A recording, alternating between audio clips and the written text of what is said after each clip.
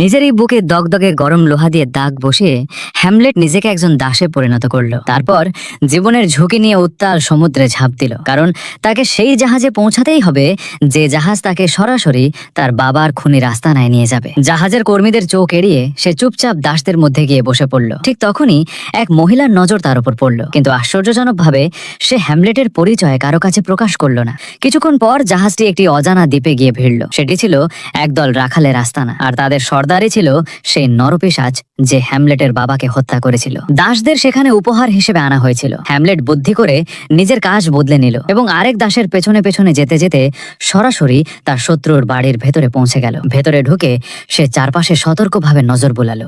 শেষ পর্যন্ত বাড়ির একেবারে শেষ ঘরে সে তার শত্রুকে দেখতে পেল। কিন্তু সেই মুহূর্তে প্রতিশোধ নেওয়ার জন্য শুধু রাগ থাকলেই হবে না, সঠিক সুযোগেরও প্রয়োজন ছিল। সেই রাতেই বাইরে নিস্তব্ধতা ভেঙে এক অদ্ভুত শব্দ ভেসে এলো। হ্যামলেট নিঃশব্দে বাইরে বেরিয়ে শব্দটির পিছু নিতে নিতে একটি ভয়ঙ্কর গুহার সামনে এসে পৌঁছালো।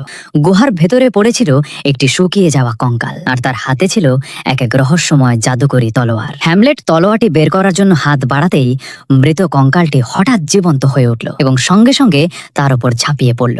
হ্যামলেট দ্রুত পাশে পড়ে থাকা একটি ঢাল তুলে নিল, কিন্তু কঙ্কালের এক আঘাতেই ঢালটি দুটুকরো হয়ে গেল। হ্যামলেট পুরনো তলোয়ার দিয়ে পাল্টা আঘাত করলো, কিন্তু সংঘর্ষ হতেই সেই তলোয়ারটিও ভেঙে গেল। এখন হ্যামলেট সম্পূর্ণ নিরস্ত্র।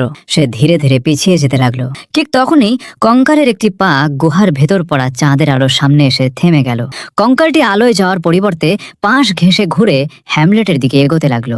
হ্যামলেট সঙ্গে সঙ্গে বুঝে গেল এই শয়তানি কঙ্কাল চাঁদের আলোকে ভয় পায়। কিন্তু সে কিছু করার আগেই কঙ্কালটি ঝাঁপিয়ে পড়ে তাকে মাটিতে ফেলে দিল।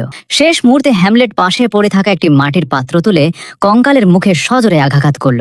কঙ্কালটি টলতে শুরু করতেই হ্যামলেট সুযোগ বুঝে লম্বা হাতলের একটি কুঠার তুলে নিল। তারপর একের পর এক আঘাত করতে লাগলো কঙ্কালের ঢালের ওপর। অবশেষে ঢালটি ভেঙে গেল। পরের মুহূর্তেই হ্যামলেট সমস্ত শক্তি দিয়ে কঙ্কালটিকে সরাসরি চাঁদের আলোর মধ্যে ঠেলে দিল। চাঁদের আলো পড়তেই কঙ্কালটি পাথরের মতো শক্ত হয়ে সেখানে জমে গেল। হ্যামলেট এক সেকেন্ডও নষ্ট করল না। সে দ্রুত কঙ্কালের পেছনে গিয়ে শেষ আঘাতটি করল। কঙ্কালটি চিরতরে শেষ হয়ে গেল, আর সেটি মাটিতে পড়তেই সেই রহস্যময় জাদুকরী তলোয়ারটি হ্যামলেটের হাতে এসে গেল। এখন হ্যামলেটের সামনে একটাই লক্ষ্য, তার বাবার খুনের শেষ করে দেওয়া।